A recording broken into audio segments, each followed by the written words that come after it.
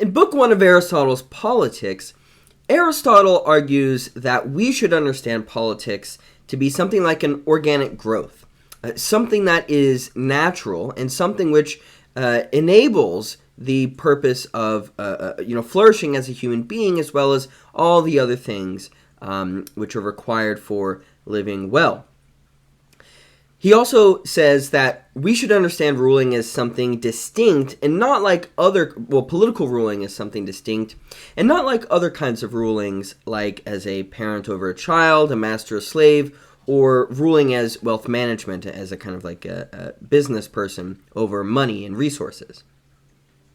In Book 2, Aristotle surveys different conceptions of politics, different constitutions and things like that, and he tries to pick out, where these different constitutions, these different societies and different thinkers go right and where they go wrong.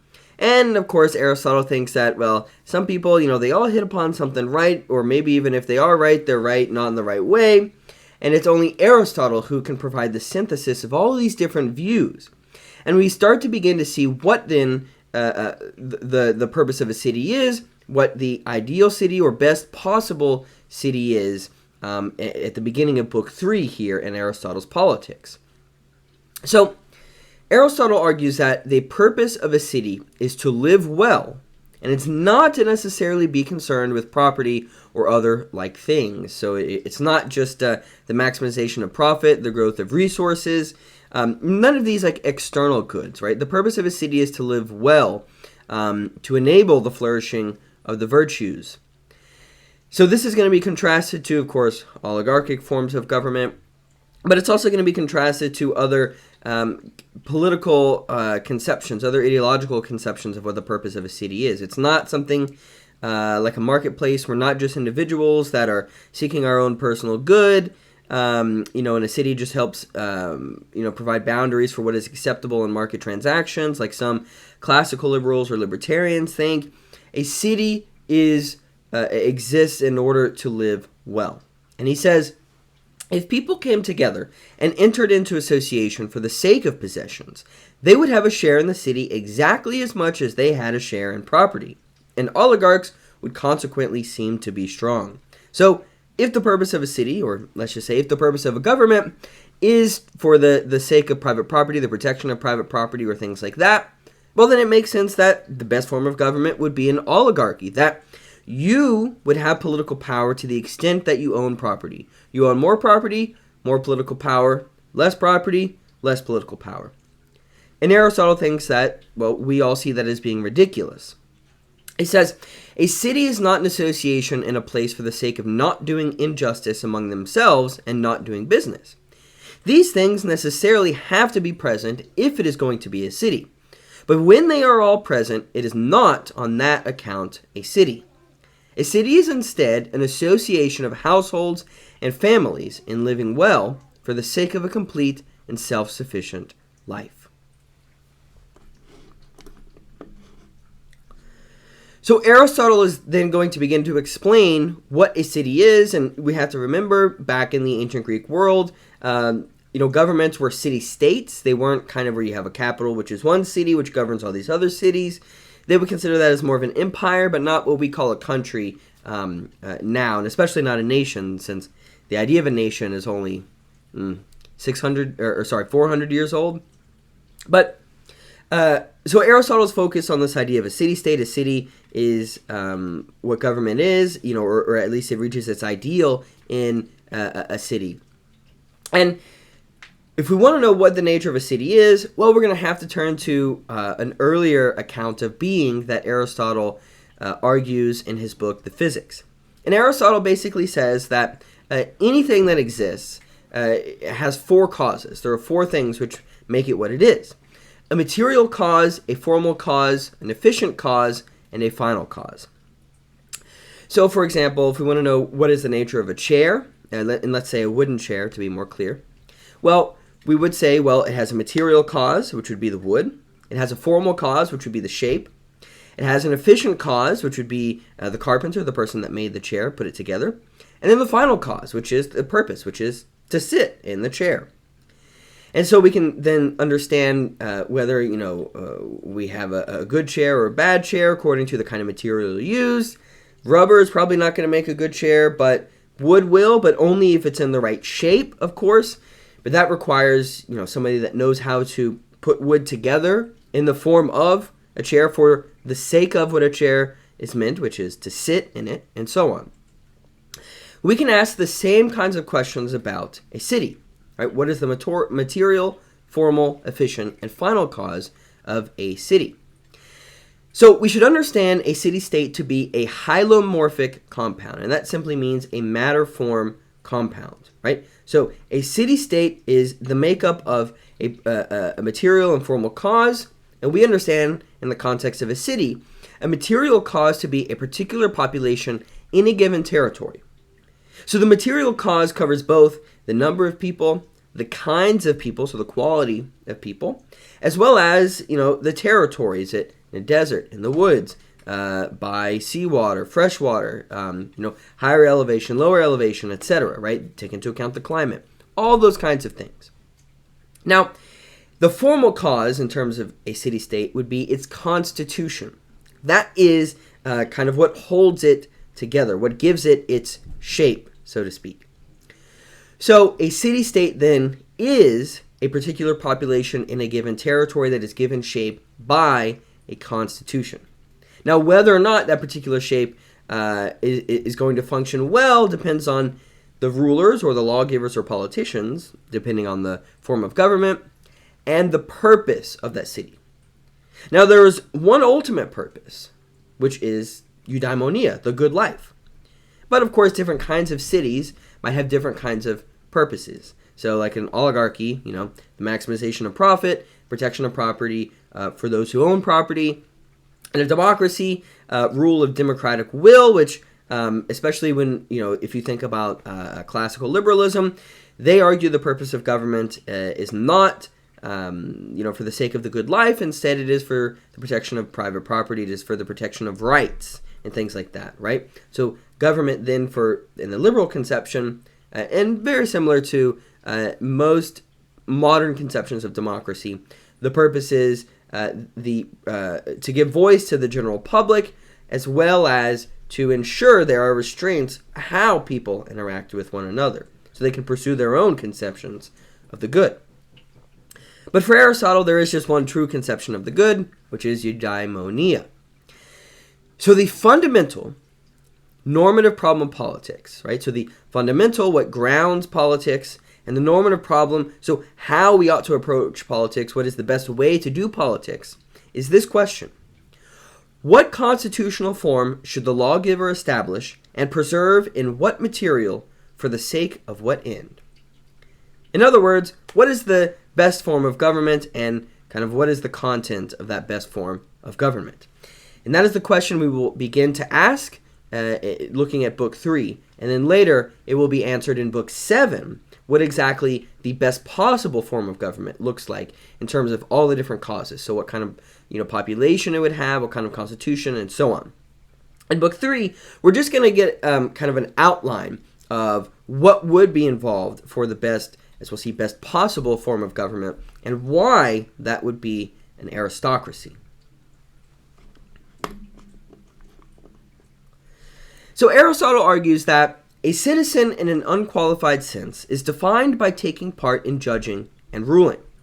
So in the most basic sense, a citizen then is someone that both judges how the government works, how it ought to work, right? Maybe choosing rulers and things like that, or being involved in other things that require certain kinds of practical wisdom, as well as ruling. So actually carrying out, being effective in politics. But citizens differ by form of government, right? Some governments have less citizens, some have more. Some have citizens that are only property owners. Some, would be the multitude or something like that. Some that exclude, slaves and so on. So let me read here what Aristotle says then about how to make sense of the different kinds of citizenship as we actually see. So when we survey different kinds of government, how they actually exist, what does citizenship actually look like? So he says, it is necessary that a citizen would also be something different in each form of government. Hence, the person described is a citizen in a democracy most of all, the unqualified sense. And may be, but is not necessarily a citizen in other governments. The populace has no role in some constitutions. They do not customarily hold an assembly except those that are specially called, and they partition the judging of lawsuits. In Sparta, for instance, and Sparta we would say is was a timocracy, which was a rule by the warrior class. In Sparta, for instance, different ephors judge different cases involving contracts. The elders judge cases of homicide, and some other office may judge other cases. It is the same way in Carthage as well, for all the offices have certain lawsuits that they judge. But the definition of a citizen has a way of being revised, since in the other forms of government, it is not a ruler with an unlimited term who is an assembly member or juror, but one who is limited in office. For either all or some of these are assigned the task of deliberating and judging on either all matters or certain ones. So it is clear from these things who a citizen is, for we say that one who has a right to share in deliberative and judicial rule is for that reason a citizen of that city, and a city, to put simply, is a multitude of such people adequate for self-sufficiency in life. So, a citizen in an unqualified sense is defined by someone who takes part in judging and ruling, but we can really say a citizen is one who has a right to share in deliberative and judicial rule. And what determines who has a right would be, the kind of government established. So, because citizenship differs then, Aristotle says that it's possible to be a good citizen and also a bad person, right? There are different kinds of education, which is why Aristotle has written one book for, named The Politics, which would be for somebody to study who is going to go into politics, which is different from, wanting to know how to just be a good person simply. That would be in his book, The Nicomachean Ethics. There are not necessary, so you can be a good citizen and a good person, but you can be a good citizen and also a bad person, because there's certain kinds of qualities required in judging and ruling.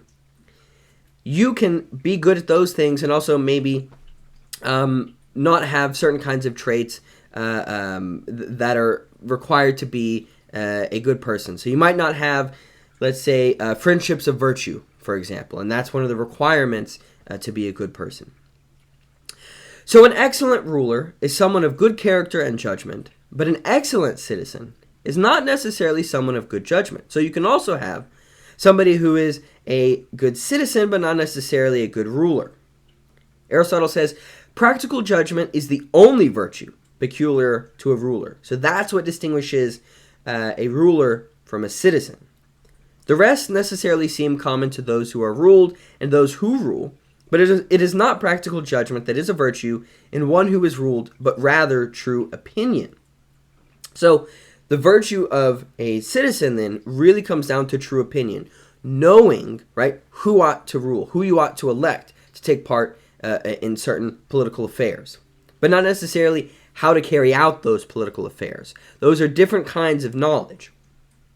So the one ruler is like a flute maker, while the ruler is like the flute player who uses it.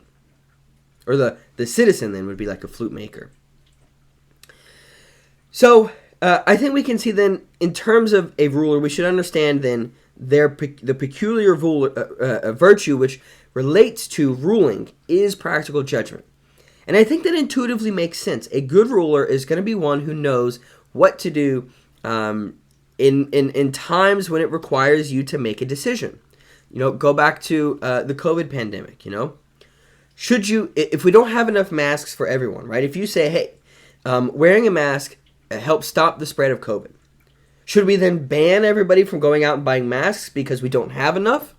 And so maybe we want to make sure that the medical professionals have enough masks until we have such a time that there are enough masks for everyone to get. So should you hide that kind of knowledge, or should you make that knowledge public for the benefit of everyone else? But if there's a run on masks, would that mean medical professionals are going to suffer because they won't have enough masks, which then ultimately would be bad for the general public, right? Those kinds of decisions are the kinds that a ruler would make, and they're decisions that require practical judgment. So that's just one example of what's involved in ruling. Some further considerations on authority and ruling. So who actually should rule in a city? One person, many people, property owners, property-less owners? So what the authority in a city ought to be is a matter of difficulty, for it is either the multitude or the rich, or the decent people, or the best person of all, or a tyrant. But all these involve something hard to swallow. For what if the poor, because they are the majority, divide up the things that belong to the rich? Is that not unjust? Well, by Zeus, it was enacted justly by the authority. Then what should one say the utmost injustice is? If, after everything has been taken, a majority once again divides up the things that belong to the minority. It is obvious that they will destroy the city, but it is certainly not virtue that destroys the thing that possesses it, and justice is not something that can destroy a city. So it is clear that this law cannot be just. It would also mean that whatever actions a tyrant undertook would necessarily all be just then, because who has the final say in what justice is? The tyrant. He is stronger and uses force, just as the multitude does with the rich. But is it a just thing, then, for the minority and the rich to rule? If they do the same things, then and seize and take possession of the property of the multitude, that is just. Therefore the other is too. So it is obvious that all these things are bad and not just. So should the decent people rule and be in authority over everyone then? Then it is necessary that the others all be deprived of honor, since they are not honored with political offices. For we speak of offices as honors, and when the same people are always ruling, the rest are necessarily deprived of honor. So is it better for one person of the highest excellence to rule? But that goes still further in the oligarchic direction, since more people are deprived of honor. But perhaps one might claim that it is a bad thing for the authority to be a human being at all, and not the law, since he is bound to have the passions attendant upon the soul. But if law can be oligarchic or democratic, what difference will it make to the difficulties that have been raised? For these things already said will follow just the same. So these different considerations should be taken into account when we want to know who ought to rule, right? In certain ways, it seems like there are pros. In other ways, it seems like there are cons, especially, which we'll look at a bit further in relation to, well, what is better? An individual ruling or a constitution? Because a constitution is firm and stable. An individual is not, right? An individual can be led by the passions and emotions and not necessarily use reason. We'll get to that in a little bit. So, depending on what kind of ruler you should have, who actually judges whether they are fit to rule? Who determines whether they should be elected to rule or not? What is involved in those kinds of considerations? So Aristotle says, but this arrangement of the government does have a difficulty, because in the first place, judging who has been correctly cured would seem to belong to the same person whose job it was to cure the disease when it was present and make the sick person healthy, and that is the doctor. So it would seem like, well, whoever is fit to judge the aptitude of a ruler should be a ruler. And it is similar with the other kinds of experience and art. So just as a doctor ought to hold himself accountable to the doctors, the others too should be reviewed by their peers.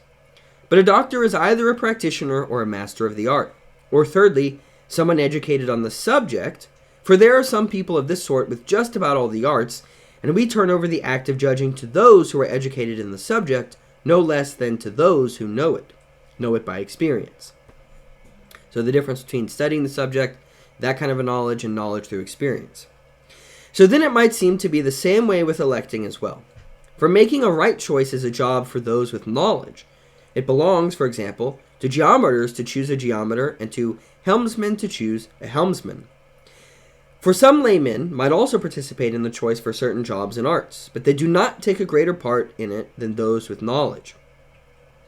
So by this argument, it would not be appropriate to give the multitude authority for either electing or reviewing officials, because it would be clear that the multitude just does not all have the right knowledge of how to pick the best ruler. So by this argument, it would not be appropriate to give the multitude authority for either electing or reviewing officials. But perhaps these things are not all beautifully argued, because of the previous argument that if the multitude is not too slavish, even though each member of it will be a worse judge than with knowledge, all of them combined will be either better or no worse, and also because with some arts the maker would not be the only one or the best one to judge. So on the one hand, we would say, well, of course, not everybody. If we said that, well, everybody should determine who should rule. Not everybody's going to have an equal kind of knowledge. There are certain kinds of people that just are going to be ignorant about what qualities are best for a ruler. On the other hand, Aristotle is saying, well, you also have different perspectives, right? If you have the multitude decide, because they're going to be able to, just from their tiny, perspective of their slice of life, their experience, they might be able to determine certain qualities, but not all the qualities good for a ruler. So maybe taken as a whole, the multitude might be best.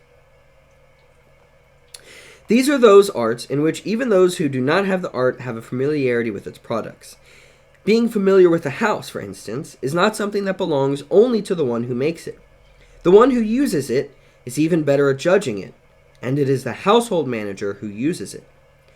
A helmsman is a better judge of a rudder than a carpenter is, and the guest, not the cook, is a better judge of the meal. So who actually then elects the rulers? So Aristotle says, it would probably seem that one could resolve this difficulty adequately in this way. But there is another difficulty connected with this one. For it seems absurd that people of inferior character should be in authority over greater matters than decent people. But the greatest matter is the reviewing and electing of those who rule. And as was said, this is turned over to the populace in some constitutions, since the assembly is an authority over all such things. Yet those who take part in the assembly and do the deliberating and judging come from the low property classes and are of any random age, while those who control the treasury and serve as generals and rule in the highest offices come from the high classes.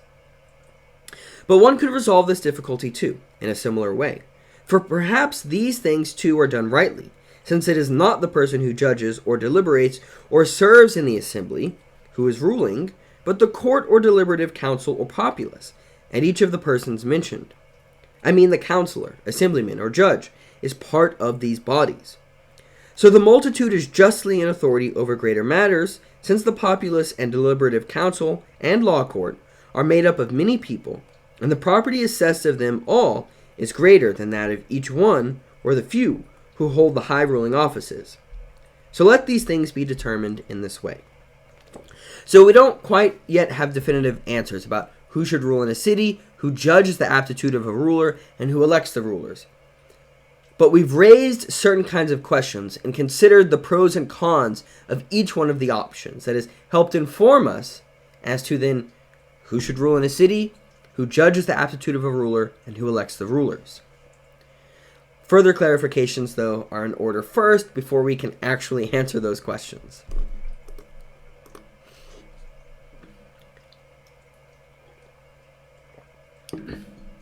So back to one of the considerations from that first question of who's fit to rule.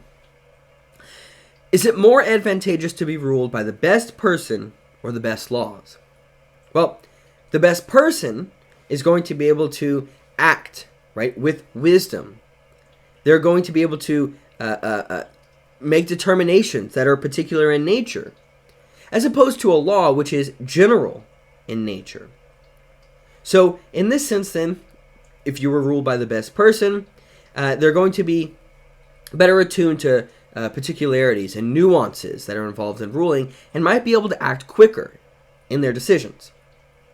On the other hand, the laws are something that is stable, something that is not going to be overturned or undermined by unique certain instances that might crop up that might catch the best person off guard.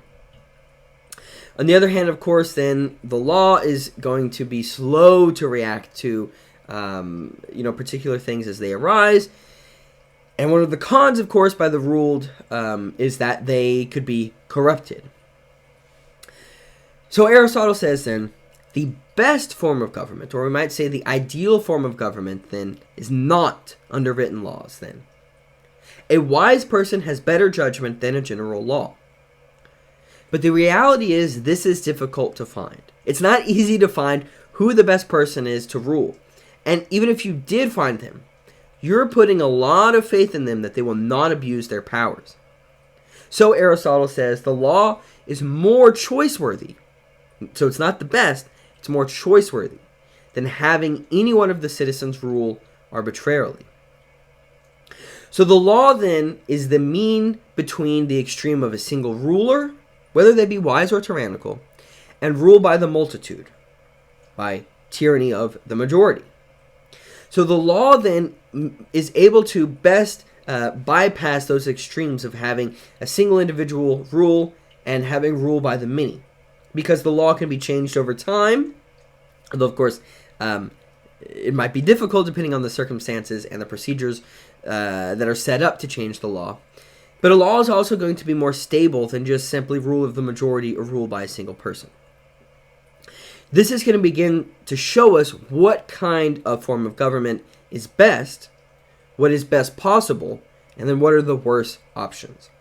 And we actually get an account of the forms of government and their downfall, similar to something that is mentioned in Plato's Republic, where it goes from an aristocracy to a timocracy to an oligarchy, a democracy, and a tyranny. Now, here with Aristotle, he follows a similar format, but instead of it going from oligarchy to democracy, then to tyranny, Aristotle argues it goes oligarchy, tyranny, and then democracy. Okay, so let me read here.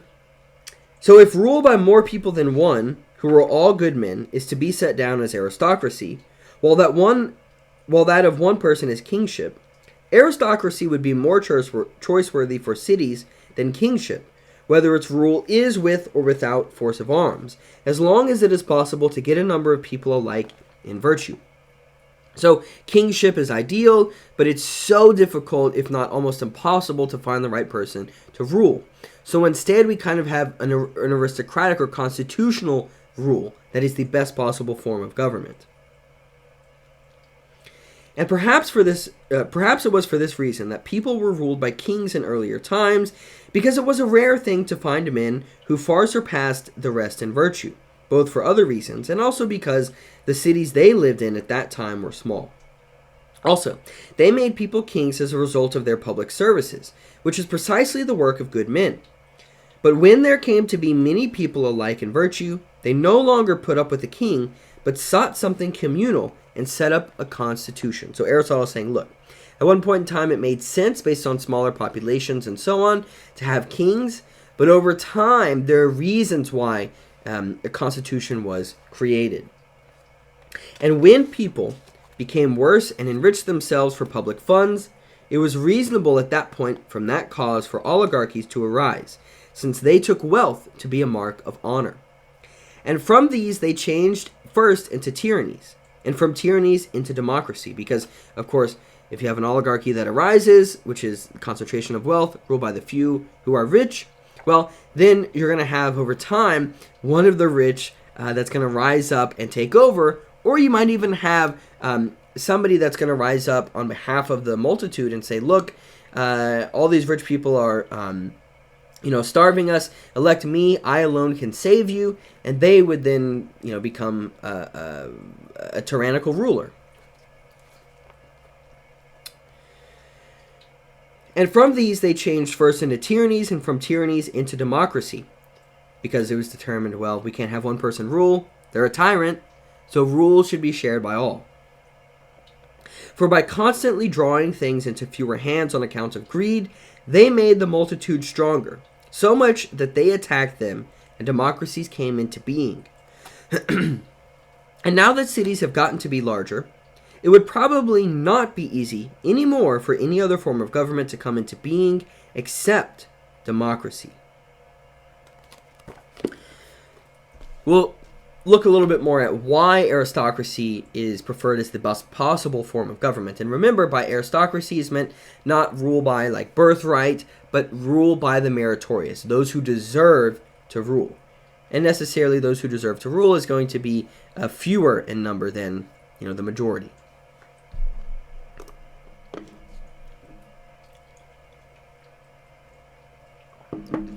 What about the role of justice in the best possible form of government?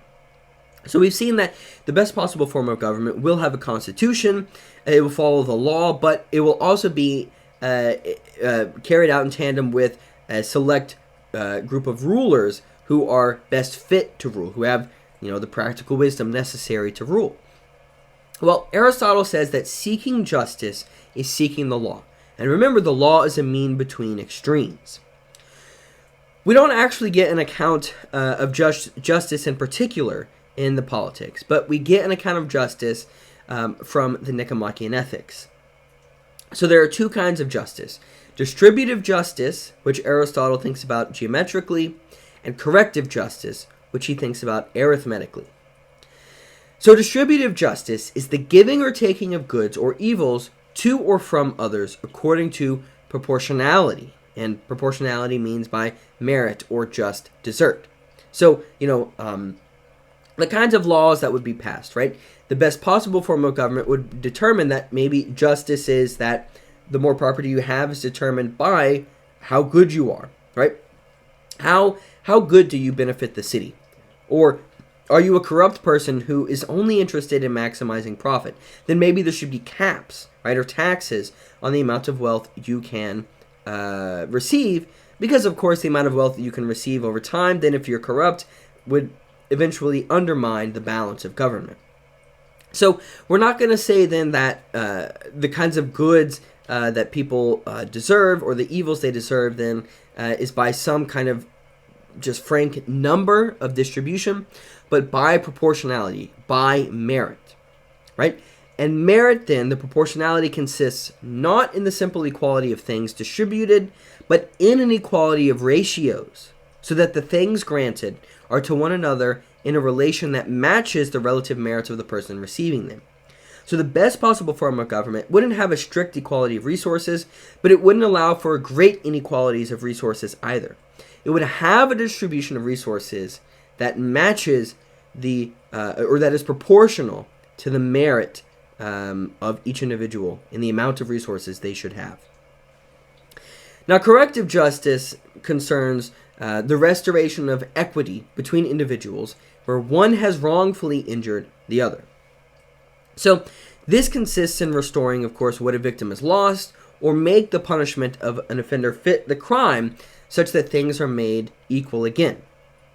So the differences here in merit between the individuals is irrelevant. Where merit is the key concern in distributive justice, merit is not the key concern in corrective justice, right? Because the individual in this sense is irrelevant. The one who is more meritorious, if they commit a crime, it doesn't matter, right? They have no more right to harm the inferior than vice versa. So it wouldn't be the case that just because you're a better person, you're more virtuous, that you can get away with harming people who are just bad people, who are corrupt. No, right? Corrective justice demands that no matter what, right, if you steal, you have to give it back. And if you can't, if you don't have that wealth anymore because you spent it all, then maybe you have to go to prison for a certain amount of time, right? That would be determined for how to restore equity. Not a sense of equality, right? But what is best owed to the other person who has been harmed. And Aristotle says, the law looks only to the difference arising from harm and treats people as equals if one of them does injustice and the other suffers it, and if one of them caused harm and the other has been harmed. So justice, then, is that which best serves the stability of government, the stability of the city, by seeking a kind of mean between extremes. So the forms of government that rule with a view to the common advantage are necessarily right. Those that rule with a look to private advantage are deviations from the right. So tyranny, right? Rule by an individual, well, the government then would be for the sake of that individual. And that would not be a good form of government because it's not a view to rule for the common advantage. The same is the case with oligarchy. Oligarchy is advantage to the rich minority, not advantage to the city as a whole.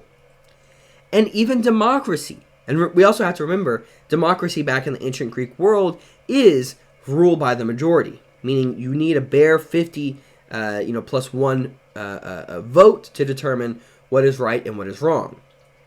So democracy then gives an advantage to the poor majority that doesn't necessarily meet the needs or what is owed to maybe even the rich minority or other minority members in a society. Because the democracy then for Aristotle is going to look out for just the 50 plus 1 people, right? It's going to look for the interests of the majority and not necessarily the whole. All citizens should gain the advantage from government, since that is what makes them a citizen. So let me read here on page 99.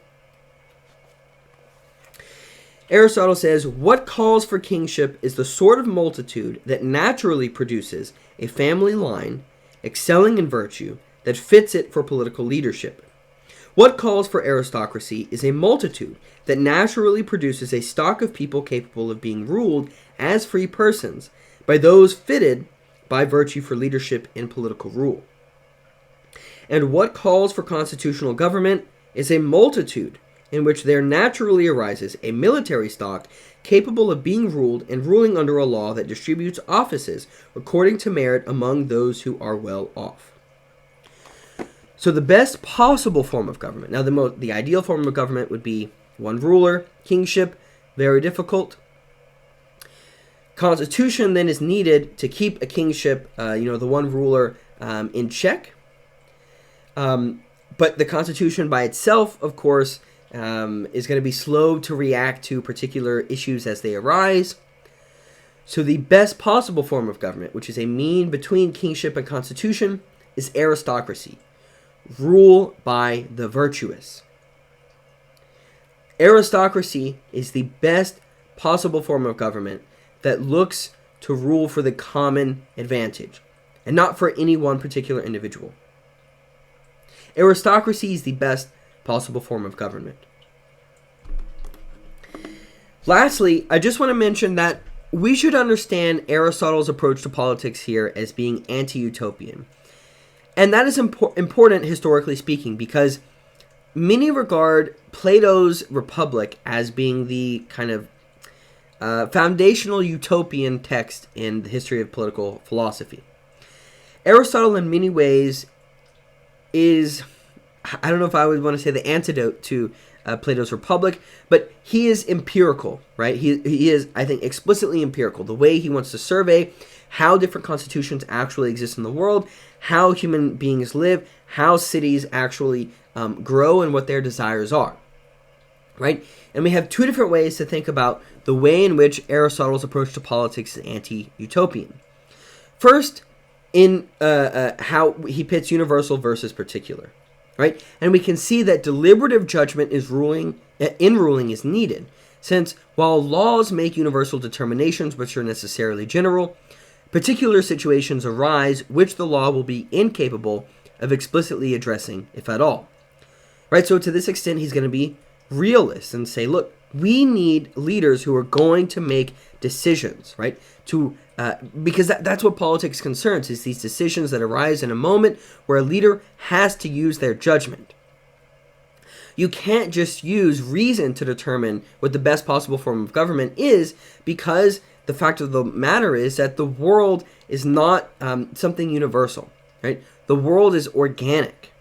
The world is in flux, and issues that you're not going to think about are going to arise. So you want to mean between the extremes of universal and particular with this respect, right? Because he hasn't given up the idea of an ideal government. That's why he argues for the best possible form of government instead. We have then, as well, him pitting ideal versus concrete forms of government. And I think this is best seen in what he talks about with democracy. Because democracy is generally not desirable because it pursues equality as the highest good, right? Equality is a good in itself.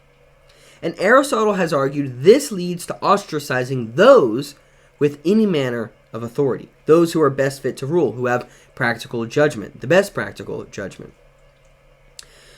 But it can be just sometimes to pursue democratic ostracization as a kind of correction to tyrannical and oligarchic rule, right? Sometimes different forms of government, at least temporarily, are necessary as a kind of corrective to when that form of government has deviated way too far from the mean.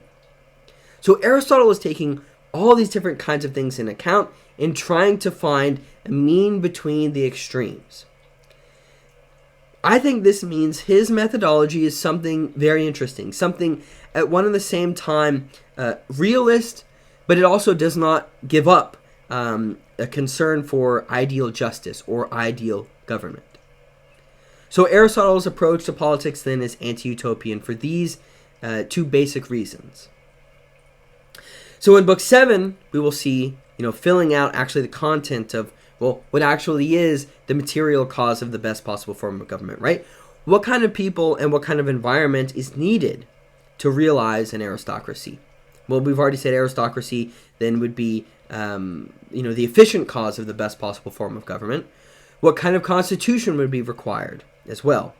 And we already know, of course, what the purpose of government is, which is for the sake of all, for eudaimonia.